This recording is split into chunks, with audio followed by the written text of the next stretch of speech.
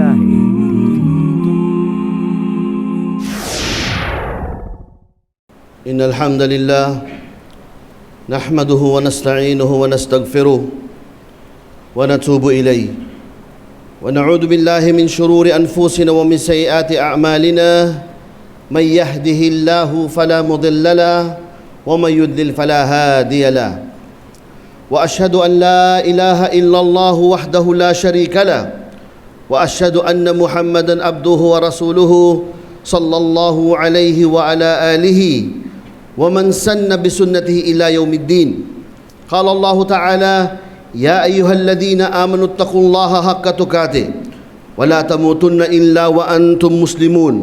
وقال أيضا: يا أيها الناس اتقوا ربكم الذي خلقكم من نفس واحدة وخلق منها زوجها وبث منهما رجالا كثيرا ونساء واتقوا الله الذي تساءلون به والأرحام إن الله كان عليكم رقيبا. وقال أيضا: يا أيها الذين آمنوا اتقوا الله وقولوا قولا سديدا يصلح لكم أعمالكم ويغفر لكم ذنوبكم ومن يطع الله ورسوله فقد فاز فوزا عظيما. Tunay na ang lahat ng papuri ay para lamang kay Allah subhanahu wa ta'ala, atin siyang pinupuri. Sa Kanya tayo humihiling ng ating mga pangangailangan at sa Kanya tayo humihingi ng kapatawaran at nagbabalik loob sa ating mga kasalanan. Sino man ang gabayan ni Allah subhanahu wa ta'ala ay walang makapagliligaw, at sino man ang kanyang hindi bigyan ng gabay ay hindi ito makasusumpong ng gabay maliban lamang sa Islam. Ako'y sumasaksi na walang Diyos na dapat sambahin maliban lamang si Allah ang nag-iisa, ang walang katambal. At ako'y sumasaksi na si Muhammad sallallahu alaihi wasallam ay ang kanyang huling propeta. Sumakanya nawa ang pagbati, pagpapala, pagpugay, at gayon rin sa kanyang mga kasamahan at sa lahat ng mga tumangkilik sa kanyang landas hanggang sa pagsapit ng araw ng paghuhukom. Binanggit sa Quran, o mga mananampalataya, matakot anya kayo kay Allah ng tunay na pagkatakot, at huwag niyong hahayaan daratnan kayo ng kamatayan malibang kayo mga tunay na mga Muslim. At sabi pa sa isang aya, o sangkatauhan, matakot kayo sa inyong Panginoon na nilikha kayo mula sa isang tao, at mula sa kanya ay nilikha ang kanyang asawa, kapareha, at mula sa kanilang dalawa ay nilikha ang maraming kalalakihan at mga kababaihan.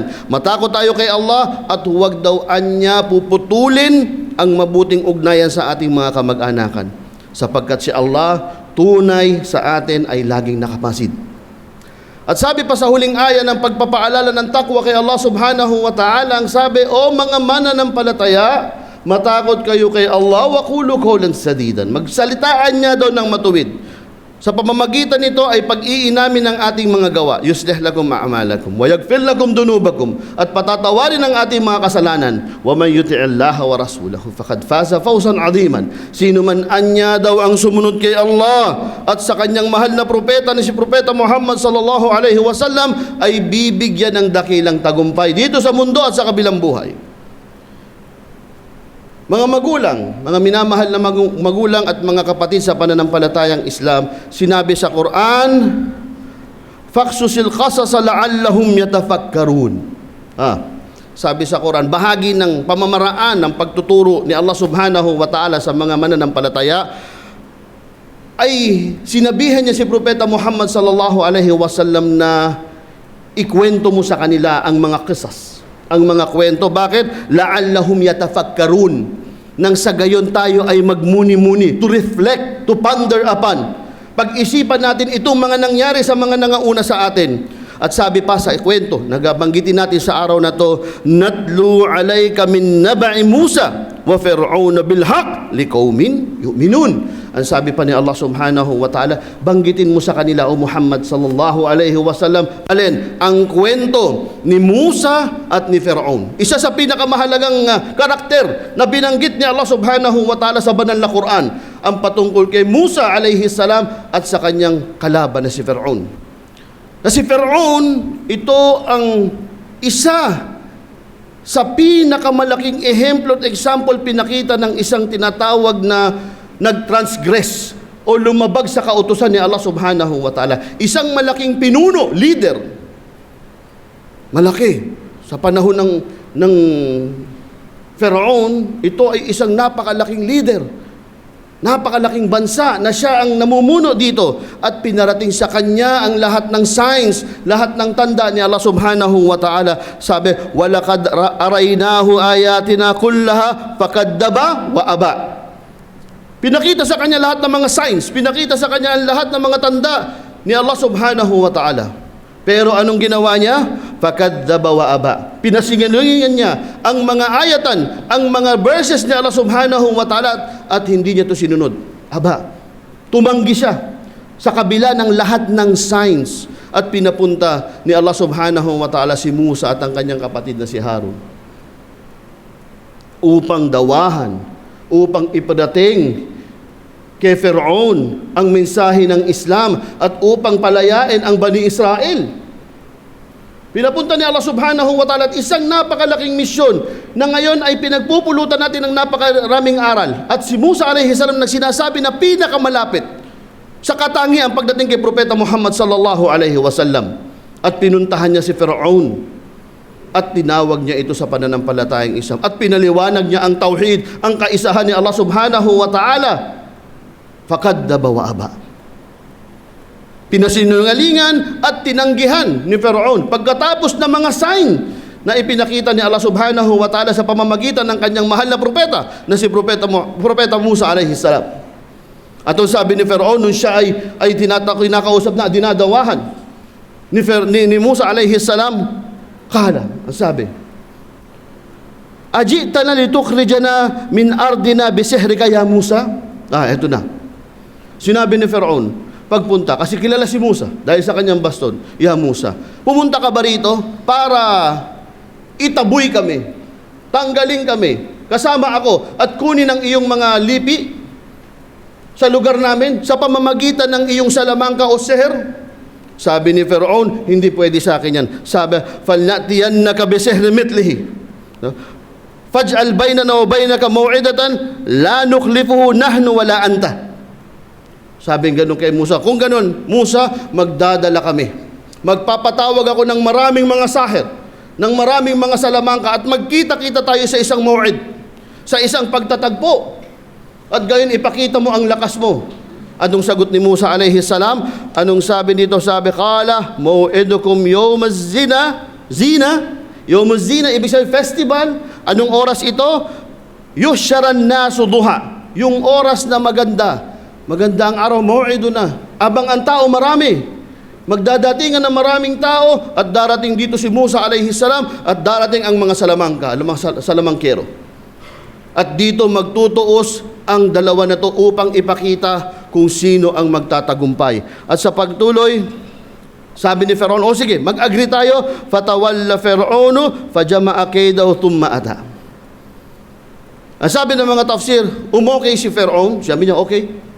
At sinimulan niyang ipatawag ang pinakamalalaking mga salamangka sa kaharian. Yung mga malalaking sahir, yung mga salamangkero, black magic, inipon ito lahat ni Pharaoh. At saka siya pumunta kay Musa alayhi salam. Hindi isa, dalawa, tatlo, lahat ng mga kilala ng malalaking mga sahir, mga malalaking mga salamangkero, black magic kung tawagin natin, ay ginather ito ni Pharaoh at hidarap kay Musa. At sabi, paajma'u kaydukum thumma a'tu saffan. Dumating ito sa panahon ni Musa, sa harap ni Musa, na dumating na yung maraming mga sahir, mga black magic. At dumating ito ng saffan. Ang sabi pa sa mga ibang pagpapaliwanag, linya-linya. Sa dami ng mga salamangkero na dumating, mga malalaking black magic. Isipin na lang natin, sa panahon natin, dito sa lugar natin na nangingibabaw ang seher, may isa, dalawa na kinatatakutan minsan sa baryo na gumagawa ng seher. Pero sa panahon ni Musa, inipon ni Pharaoh lahat. Inipon niya lahat ng mga sahir at sabi sa tafsir ng Quran, dumating ito ng linya-linya. Napakaraming mga sahir ang dumating para kalabanin si Musa alayhi salam. Anong sabi sa kanila ni Musa? Qala lahum Musa, wailakum la taftaru ala Allahi kadiban. Sabi ni Musa alayhi salam na wag matakot kayo kay Allah subhanahu wa ta'ala. Kaya nyo bang pumunta rito at kalabanin ako sa kabila ng inyong mga kasalungalingan, sa inyong mga papanggap? Samantalang ang salamangka talaga ay hindi ito totoo. Ito'y pandaraya sa mga mata natin. Sinabi niya sa mga tao, pumunta kayong lahat dito para harapin ako. Sugo ni Allah subhanahu wa ta'ala at nandala nyo kasinungalingan lang. Ang sabi ni Musa, nag-meeting, nag-usap ang mga sahir. Nag-usap itong mga salamangkero na ito. At ang sabi nila, nagkasundo sila sapagkat sila'y naging threat. Qalu anna hadhani lasahirani yuridani an yukhrijakum min ardikum bisihrihima.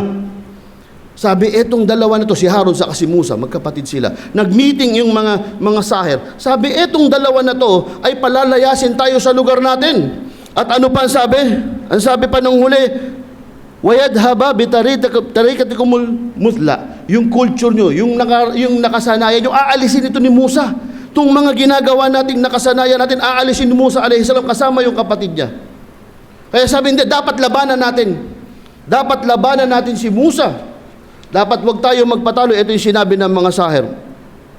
At sunod, sinabi ng mga sahir, waqalu, ya Musa, imma an tulqiya wa imma an nakunna awwal man ulqa. Sino ang magsisimula? Sabi ng mga sahir, gathered na sila. Sabi Musa, sino magsisimulang gumawa ng salamangka dito? Ikaw, paunahin ka na namin o kami? Ang sabi ni Musa, bala. Sabi ni Musa alayhi salam, qalabal alqum. Kayo ang mauna. At nauna sila. Sabi sa banal na Quran, فَإِذَا هِبَالُهُمْ وَأَسِيُّهُمْ يُخَيِّهُ إِلَيْهِ مِنْ سِحْرِهِمْ أَنَّهَا تَسْعَى. At sila yung nauna. Biruin mo sa dami ng mga sahir. Napakarami nila. At nilabas nila yung kanilang mga sihir. Yung kanilang mga... Nagkalat yung mga ahas. Nagkalat yung mga ahas. Sa lakas nung sihir nila. Ginamit nila sabay-sabay. Pinakamalalakas. Hindi ito yung mga ordinaryong mga sahir. Sila yung mga kilala mga panganib. Malalakas na mga sahir. At ginawa na nila yung kanilang mga sihir. At ang sabi pa sa Quran, fa'awjasa fi nafsihi khifatan Musa. At natakot si Musa, natural. Nakatanggap siya ng takot. Nakita niya, tayo lang for example, sa mga baryo natin, sa mga barangay na may isa nakita tayong sihir. Di ba ramdam tayo ng pangamba? Natatakot tayo? Paano pa kaya yung pinakakibar na mga sahir? Pinakamalalakas na mga sahir ang nagpakita ng kanilang pinakamalalakas na magic, pinakamalalakas na black magic nila ay nilabas nila. Pero ang sabi ni Allah subhanahu wa ta'ala kay Musa, kulna la taqaf innaka antal a'la. Sabi ni Allah subhanahu wa ta'ala kay Musa, la taqaf, wag ka matakot ya Musa, innaka antal a'la. Mas magaling ka sa kanya. Kasi bakit? Sino kasama mo? Ang kasama mo si Allah subhanahu wa ta'ala. Kahit na hundreds na sahir na nandyan, si Musa ang kasama niya, si Allah subhanahu wa ta'ala. Innaka antal a'la. Ikaw ang mas malakas sa kanila. Kaya ano sabi sa kanya ni Allah subhanahu wa ta'ala? Wa alqi ma fi yaminik. Ibato mo ngayon yung nasa kanang kamay mo. Ibato mo, Musa. At dito binato ni Musa yung nasa basto niya at sinabi, talqab ma sana'u inna ma sana'u kayda sahir. Ibato at kinain. Naging ahas yung basto ni Musa at kinain lahat ng mga ahas. Hanggang sa walang natira sa mga magic, sa mga sihir ng mga sahir at nawala lahat at natira lang ang kay Musa alayhi salam. Nakita nila. At ang sabi ng mga sahir, sabi niya, imposible. Imposible ito sapagkat ang sihir, hindi niya kayang gawin yun. Hindi ito sihir, sabi ng mga sahir, sapagkat ang sihir, ito'y pinifake lang sa mata ng tao. Pero yung ginawa na pinakita ni Musa alayhi salam, ito ay isang manifestation ng kapangyarihan ni Allah subhanahu wa ta'ala. Ito'y isang malaking manifestation dahil sa tawakkul, dahil sa ginawa ni Musa alayhi salam, ay nagapi niya ang lahat ng mga sahir na pinakamalalakas. At ano nangyari? Faulqiya sahratu sujjadan qalu amanna bi rabbi Haruna wa Musa. Nung nakita ng mga sahir ito, ay nagsujud silang lahat ng mga sahir. Nagsujud at sabi na, amanna bi rabbi Haruna wa Musa. Nung nakita nilang hindi ito ordinaryo, at nagsujud silang lahat, at sinabi niya, nananampalataya kami sa Panginoon mo, Musa, at ikaw, Harun. Nakita ng mga sir na hindi ito ordinaryong paggagawa, hindi ito ordinaryong pagsasagawa ng magic. Ito'y tunay na kapangyarihan na galing kay Allah subhanahu wa ta'ala. Kaya sila'y nagsujud at nanampalataya kay Allah subhanahu wa ta'ala. Ngayon magbalik tayo kay Firaun. Kay Firaun. Kung tutuusin, yung nakita ni Firaun, yung sapat para maniwala na siya. Sapat para manampalataya si Firaun. Sapat na para siya magtauba, siya magbalik loob kay Allah subhanahu wa ta'ala. Pero pinanindigan niya ang kanyang kibir. Pinanindigan niya ang kanyang pagmamalaki sa kanyang puso. Bagkus na siya manampalataya, anong sabi niya? Kala amantum lahu? Naniwala ka agad kayo kay Musa? Qabla an adana lakum? Dapat hintayin niyo kung papayagan ko kayo. Ba't kayo? Ganun siya, tinitignan niya yung sarili niya bilang Panginoon, bilang Rab ng mga sahir. Sabi, ba't kayo nanimpalataya kagad, naniwala kagad kay Musa? Hindi ko pa sinasabi na maniwala kayo. Sabi niya ganun, alam ko na, innahu lakabirukum alladhi allamakumus sihra. Siguro si Musa ang nagturo sa inyo ng sihir, no? Ito yung kibir. Kibir ni Firaun. Sa lahat ng nakita niya na totoo, na hindi sir, ito pa yung sinabi niya na siguro si Musa ang nagturo sa inyo. So ang pinagawa ni Firaun, pinaputol niya yung mga kamay, yung mga paa, pinako niya sa krus yung mga sahir. Pinahirapan niya yung mga sahir para ito'y magbalik sa paniniwala sa kanya. Sabi pa ni Firaun, ito ang gagawin, ayyuna asyaddu adaban wa abqa. Pinutol niya yung mga kamay. Sino ngayon ang mas malakas? Si Allah o ako? Pinutol niya, pinako niya sa krus, pinutol niya mga kamay. At ano ang sabi ng mga sahir na nanampalataya kay Musa alayhi salam, kay Allah subhanahu wa ta'ala? Sabi, qalu lan nu'thiraka ala ma ja'ana minal bayyinat. Sabi, kahit napatayin mo kami, kahit na ipako mo kami sa krus, sabi, hindi namin ikapagpapalit kay Allah subhanahu wa ta'ala. Pipiliin namin si Allah. Bakit? Ala ma ja'ana minal bayyinat. Subhanallah, dumating sa amin na clear evidence, pinakamalinaw na tanda. Hindi namin pagpapalit ni Allah subhanahu wa ta'ala sa iyo. At sabi, walladhi fatarana, na siyang lumikha sa amin, faqdi ma anta qadin innama tuqdi hadhihi alhayatud dunya. Sige na, patayin mo na kami. Yun ang hatol mo sa amin, sapagkat ang hatol mo dito lang sa mundo, doon kami kay Allah sa kabilang buhay, sa akhirah. Dito lang, sige, patayin mo kami. Ito ang nangyari sa panahon ng paghaharap ni Musa at ni Firaun. At sabi, inna amanna bi rabbina liyaghfira lana khatayana wa ma akrahtana alayhi min as-sihr wallahu khairun wa abqa. Sabi ng mga sahir nito. Ang sabi, amanna, inna amanna. Nanampalataya kami kay Allah subhanahu wa ta'ala. Napatawarin ang mga kasalanan namin. At yung ginawa mo sa amin na pinaggawa mo kami ng sihir, mapatawad kami ni Allah. At pinatawad sila ni Allah subhanahu wa ta'ala. At pinatawad sila. Kaya nung gabi, dumating ang utos ni Allah subhanahu wa ta'ala kay Musa, walakad awhayna ila Musa an asri bi ibadi. At umalis na kayo sa gabi. Fadrib lahum tarikan fil bahri yabasan la takhaf darkan wala taksha. Sige na. Sabi kay Musa, you can live in the night. At huwag kayo mag-alala, tumawid kayo ng dagat.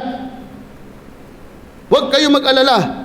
At kapag tawid nila sa dagat, papunta na sila, ay nalaman ni Firaun.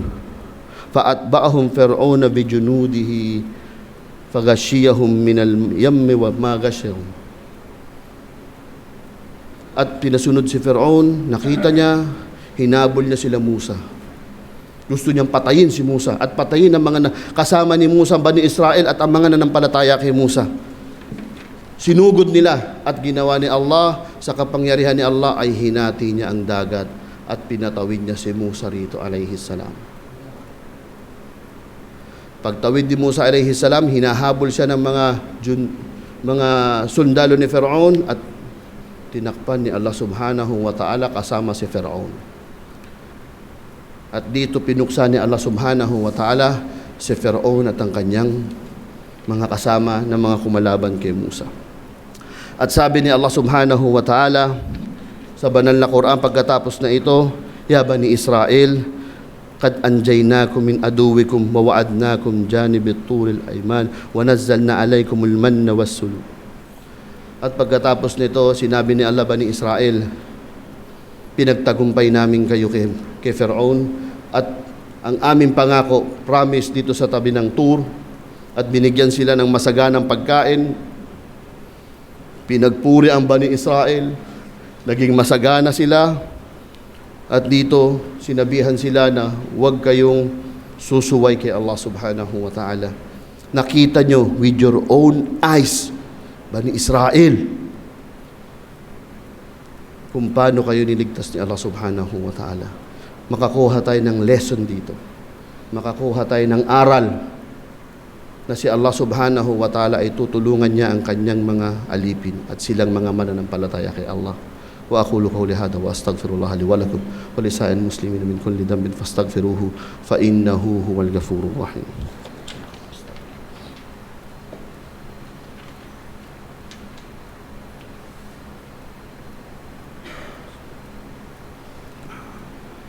Alhamdulillahi Rabbil Alamin, wassalatu wassalamu ala Rasulillahi wa ala alihi wa sahbihi ajma'in.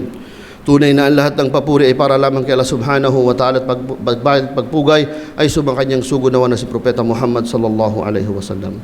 Sa isang hadith ng Rasul sallallahu alaihi wasallam, qadiman Nabiy sallallahu alaihi wasallam al-Madina fara'a al-Yahud tasumu yawm Ashura.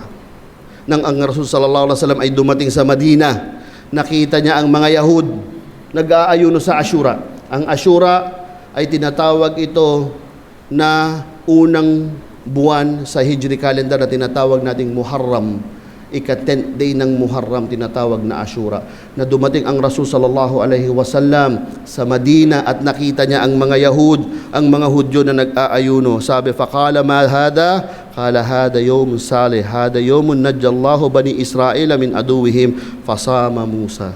Sabi ng Rasul sallallahu alaihi wasallam sa kanyang kwento, sapagkat sabi ng Yahud, ito ang araw na tinulungan ni Allah subhanahu wa ta'ala ang Bani Israel at si Musa sa kanyang kalaban. Yung istorya natin, ito yung Ashura. Ito yung naganap. At nag-ayuno si Musa at ginawa ng mga Hudyo, nag-ayuno sila. Ano sabi ng Rasul sallallahu alaihi wasallam? Fa'ana ahaqu bi Musa minkum. Kayo mga Yahud, ako ang mas karapat dapat kay Musa at fa'amara bi siyami. At inutos ng Rasul sallallahu alaihi wasallam ang mga Muslimin na mag-ayuno sa Ashura. Na una, ito ay wajib sa ating mga Muslim. Ngunit nang ginawang wajib ang fasting, ayuno sa buwan ng Ramadan, ang ayuno sa Muharram, sa Ashura ay isang naging sunna na gawain ng Rasul sallallahu alaihi wasallam. So tayo, mag-aayuno tayo sa Ashura. Kailan ito sa 2021? Ito ay August 18, 19, 20. Sa Hijri ng 1443 Muharram. Mag-aayuno tayo in commemoration sa ating pag-alala sa pagkakatagumpay ni Musa alayhi salam. Ni Musa alayhi salam sa pagkakatagumpay niya laban kay Firaun. At ano pa sabi ng Rasul sallallahu alaihi wasallam? Afdalus siyami ba'da Ramadan shahrallahu al-Muharram. Ang pinakamainam daw na fasting after ng fasting Ramadan ay ang fasting ng Ashura. At sabi pa, siyamu yawmu Ashura ahtasib alallahi ay yukaffir as-sana allati qabla. Ang reward na ibibigay sa atin pag nag-fasting tayo sa Ashura ay patatawarin, pagtatakpan ng ating mga kasalanan ng naunang isang taon ng kasalanan na gawa natin. Ito'y patatawarin ni Allah subhanahu wa ta'ala. Sabi pa ng Rasul sallallahu alaihi wasallam, sumu yawmu Ashura wa khalifu fihi al-yahud, sumu qablahu yawman o ba'dahu yawman. At paalala ng Rasul sallallahu alaihi wasallam, mag-ayuno tayo sa Ashura bilang sunna ng Rasul sallallahu alaihi wasallam, pero wag natin gayahin ng mga Yahud na nagpa-fasting lang sila sa kaisampu ng Ashura. Ang gagawin natin, magfa-fasting tayo ng ika-9th or 10th or 10th or 11 ng Muharram. Hindi tayo magpa-fasting ng isang araw lang. Ang dapat natin gawin, it's neither 9 or 10 or 10 or 11. Ito ang tamang paraan ng pagpa-fasting na tinuro sa atin ng Rasul sallallahu alaihi wasallam. Mga magulang at mga minamahal na kapatid sa pananampalatayang Islam, pulutan natin ng aral ang mga pangyayaring ito. Pag-aayuno tayo bilang pagtugon sa sunna ng Rasul sallallahu alaihi wasallam at pagbuhay, ng sunna ng Rasul sallallahu alaihi wasallam at pag-alala in commemoration sa nangyaring pagtulong ni Allah subhanahu wa ta'ala kay Musa alaihi salam laban kay Firaun. Nawa ay makuha natin ang pinakaaral dito at inshallah ipatupad natin sa ating mga buhay. Palakasin pa natin ang ating pananampalataya kay Allah subhanahu wa ta'ala. Palakasin natin ang ating tiwala sa ating relihiyon kay Allah subhanahu wa ta'ala at pagsunod sa mga sunnah na ginawa sa atin ng Propeta Muhammad sallallahu alaihi wasallam. Ya ayyuhal muslimun, inna Allah amarakum bi amrin azim, amarakum bis salati was salami ala nabiyil karim faqala inna Allah wa malaikatahu yusalluna ala nabi ya ayyuhalladhina amanu sallu alaihi wa sallimu tasliman. اللهم صل على محمد وعلى آل محمد كما صليت على إبراهيم وعلى آل إبراهيم في العالمين إنك حميد مجيد وبارك الله محمد وعلى آل محمد كما باركت على إبراهيم وعلى آل إبراهيم في العالمين إنك حميد مجيد اللهم أعز الإسلام والمسلمين وأذل الشرك والمشركين ودمر أعداءك أعداء الدين اللهم انصر من نصر الدين واخذل من خذل عبادك المؤمنين يا ذا الجلال والإكرام اللهم انصر عبادك الموحدين وإخوان المسلمين في كل مكان اللهم أصلح أحوال المسلمين.